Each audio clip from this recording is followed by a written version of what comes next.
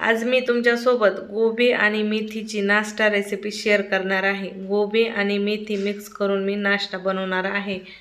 तुम्ही गोबी आणि मेथीचं या अगोदर कधी कॉम्बिनेशन खाल्लंय का नाही मला माहीत नाही, पण गोबीचं आणि मेथीचं कॉम्बिनेशन खूप भारी लागतं। नमस्कार मंडळी, मी वर्षा येवले, माझ्या चॅनलवर तुमचं खूप मनापासून स्वागत करते। तर मी इथं घेतलेले आहे पावशर गोबी, जिला एकदम बारीक कट करून घेतला आहे, धुवून घेतलेला आहे। आणि एक जुडी मेथी बारीकसर कट करून आधी निसली, धुतली आणि नंतर बारीकसर कट करून घेतली। नंतर 10-12 मिरच्या, अर्धा इंच अद्रक आणि 10-12 लसणाच्या पाकळ्या मिक्सरमध्ये फिरून घेतल्या होत्या आणि ती पेस्ट टाकून घेतली। सोबत अर्धा चमचा ओवा हातावर क्रश करून टाकून घेतला। सोबतच अर्धा चमचा कच्चे जिरे टाकून घेतले। नंतर आता याच्यामध्ये मी गव्हाचं पीठ टाकून घेतलं। मध्यम आकाराच्या 2 वाट्या मी इथं गव्हाचं पीठ टाकून घेतलं। नंतर अर्धी वाटी मी इथं बेसन पीठ घालून घेतलं।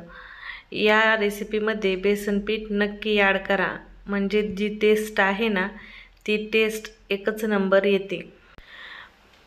बेसन टाकून घेतल्यानंतर आता आपण थोडेसे ह्याच्यात पावडर मसाले टाकणार आहोत, ज्याच्यामध्ये मी थोडंसं लाल तिखट टाकून घेते अर्धा चमचा आणि हळद पावडर टाकून घेतली आहे चिमूटभर आणि हिरव्या मिरच्याची पेस्ट वापरली होती म्हणून लाल तिखट थोडंसं कमी वापरायचं आहे।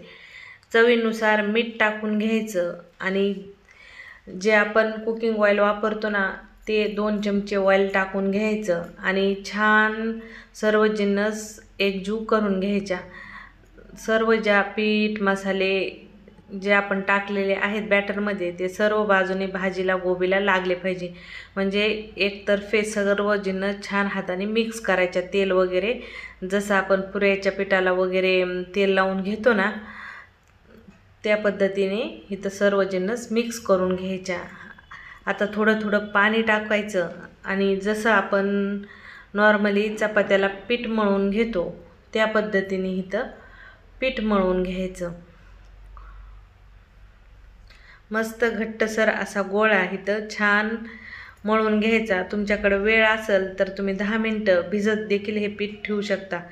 तर आता माझ्याकडे वेळ नव्हता म्हणून मी लगेच पराठे लाटाय घेतले होते, कारण सकाळी ही रेसिपी शूट केलेली होती आणि सकाळी सकाळी मला हे टिफिनला पराठे द्यायचे होते, नाश्त्याला बनवायचे होते, म्हणून पीठ मळून घेतलं की लगेचच इथं मी पराठे लाटायला घेतले होते। नॉर्मली जसं आपण चौकोनी चपातीला उंडा करतो त्या पद्धतीनेच इथं मी चौकोनी उंडा केलेला आहे। या पद्धतीने उंडा करून पराठे लाटल्यावर पराठे खूप क्रिस्पी होतात, मस्त होतात आणि तोंडात टाकताच विरघळतात, मस्त लागतात, खायलाही टेस्ट भारी येते आणि नाश्त्यासाठी तर एकच नंबर रेसिपी आहे। आणि मुलांच्या टिफिनसाठीही आज मी या पद्धतीचे पराठे वगैरे खूप वेळा मी टिफिनला देत असते, कारण नॉर्मली गोबी मेथीची भाजी वगैरे पोरं आवडीने खात नाहीत। या पद्धतीचे पराठे वगैरे बनवून दिले म्हणजे आवडीने पोरं भाज्या खातात त्यातल्या आणि भूक लागलेली असते म्हणून शाळेत गेल्यावर सगळंच पोटात जातं आणि मस्त टेस्टला बी तसे हे पराठे खूप भारी होतात।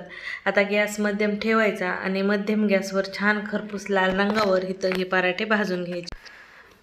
तेल तूप तुम्हाला काय हवंय ते तुमच्या हिशोबाने लावून पराठे भाजून घेऊ शकता। तर आता टिफिनला द्यायचे होते म्हणून तेल लावून घेतलं, कारण तूप लावल्यानंतर थंड झालेले पराठे एवढे काही छान लागत नाहीत असं आमच्या घरचे म्हणतात, म्हणजे माझे पोरं आपली आपली तशी चॉईस असते, पण मग टिफिनला देताना मी ऑइलच लावून देते।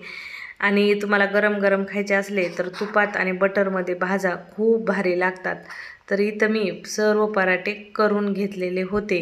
तर आणि पराठ्यासोबत खायला तुम्ही सॉस दही तुम्हाला काय पाहिजे ते तुमच्या हिशोबाने घेऊ शकता। तर आज मी सर्वांना नाश्त्याला आणि लंचला पराठेच केले होते। तर थालीमध्ये देताना काही दही, काही सॉस आणि पराठे आणि सोबत मी दिलेला होता लिंबू मिरचीचा लोणचं। या पद्धतीने सर्वांना जेवायला ताटात दिलेलं होतं, म्हणजे पराठ्यासोबत ज्याला सॉस खायचा तो सॉस। आमच्या घरी पराठ्यासोबत सॉस दही लोणचं आवडीने खातात आणि पराठे कोणतेही असो कशाचे असो आवडीने खातात. सगळ्यांना पराठे खायची खूप आवड आहे. तर तुम्हाला आजच्या पराठ्याची रेसिपी कशी वाटली, आवडली का? आवडली असेल तर कमेंटमध्ये नक्की सांगा. आणि रेसिपी जेवढी बघायला भारी वाटते तेवढी खायलाही एकच नंबर लागते. आणि तुम्ही नक्कीच गोबीचे आणि मेथीच्या भाजीचं कॉम्बिनेशन करून ही पराठ्याची रेसिपी ट्राय करा. तुमच्या घरातल्या सर्व मेंबरला ही रेसिपी आवडेल आणि सर्वजण आवडीने खातील अशी ही रेसिपी बनवून तयार होते. तर तुम्हाला आवडली तर पहिलं तुम्ही ट्राय करा. ट्राय केल्यानंतर आवडली तर नक्की कमेंटमध्ये येऊन सांगा. तर आता पुन्हा भेटू अशाच नवीन रेसिपीसोबत. तोपर्यंत बाय बाय.